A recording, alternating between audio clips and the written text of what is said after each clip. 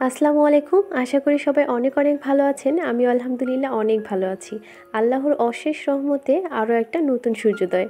আর ঘুম থেকে উঠেই কিন্তু বাসার লোকজন এই যে কাজে লেগে পড়েছে, আমার ছোটো বোন সুন্দর করে বেলুনগুলো ফুলিয়ে এখানে সুন্দর করে ডেকোরেট করছে। আসলে আয়াতের জন্মদিন উপলক্ষে ও এখানে কেক কাটার আয়োজন করছে।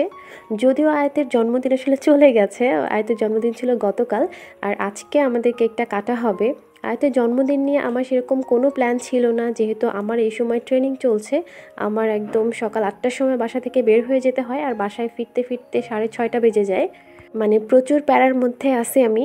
আর যেহেতু আয়াতের বাবাও এবার আমাদের সাথে নেই, সেই জন্য আসলে আয়াতের জন্মদিন নিয়ে ভাবিনি। দেখতে দেখতে মেয়েটার 2 বছর পূর্ণ হয়ে গেল। আসলে আমি যেন ভাবতেই চাইছিলাম না যে মেয়ে আমার আস্তে আস্তে বড় হচ্ছে। ওর আসলে 2 বছর পূর্ণ হয়ে গেল। আমার কাছে মনে হয় ও সবসময় এরকম ছোটই থাক। কিন্তু আমার ছোট বোন তো কোনোভাবেই ছাড়বার পাত্রই না। তার কথা হচ্ছে যে আয়াত আমাদের সবার কাছে অনেক বেশি স্পেশাল, অনেক আদরের। তাই আয়াতের জন্মদিনে অবশ্যই তোমাকে কিছু করতেই হবে। আচ্ছা, কিচ্ছু না করো, শুধু তুমি একটা কেক নিয়ে আসবা। আয়াত যেহেতু কেক খেতে অনেক বেশি পছন্দ করে, তো তুমি শুধু একটা কেক নিয়ে আসবা, আর কিচ্ছু করতে হবে না। তো আমি ট্রেনিং শেষ করে কেকটা নিয়ে আসতে প্রায় সন্ধ্যা হয়ে গেছে। আর আসার পরে আয়াত কিছুক্ষণ পরে ঘুমিয়ে গেছে, সেজন্য আর কেকটা কাটা হয়নি। সেজন্য পরের দিন কেকটা কাটছি। আর আমার যেহেতু আবার ট্রেনিংয়ে চলে যেতে হবে 8টার মধ্যেই, সেজন্যই সকালবেলায় কেক কাটার পর্বটা শেষ করে নিচ্ছি। আসলে কেক কাটা ছাড়া আর কোনো পর্ব নেই।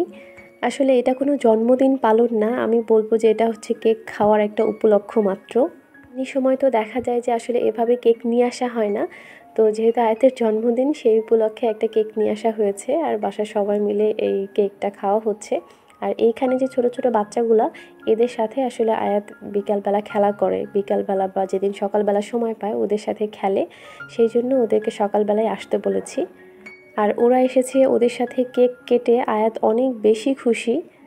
আর এই খুশিটার গুরুত্ব আমার কাছে অনেক বেশি। আমার এত পরিশ্রম, এত কিছু, সব কিছু আমার মেয়ের খুশির জন্যই। আর আমি আয়াতকে 1 পিস কেক কেটে দিয়েছি। আমি বলেছি যে এটাই সবাইকে খাইয়ে দাও, কিন্তু সে তার ভাগেরটা কাউকেই দিবে না। সে মনে করছে যে না, এটা আমি এটো করে ফেলেছি, এটা আমি আর কাউকে দিব না।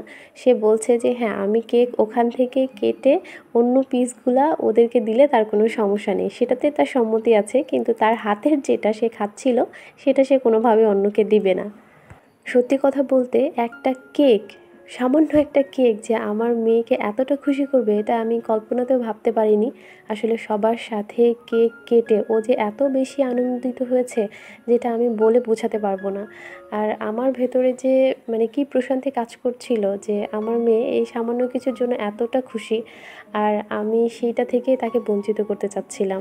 যদিও 2 দিন আগে পড়ে গিয়ে দাঁত ভেঙে যাওয়ায় সে কিন্তু ভালো করে কেকটা খেতে পারছিল না, তারপরও অনেক অনেক বেশি আনন্দিত হয়েছে সে। তো সবাই আমার মেয়েটার জন্য দোয়া করবেন। আর সবাই অনেক অনেক ভালো থাকবেন, সুস্থ থাকবেন, আর অবশ্যই আমাদের মি মা অ্যান্ড আয়াতের সাথেই থাকবেন। আজকের মতো বিদায় নিচ্ছি। আল্লাহ হাফেজ।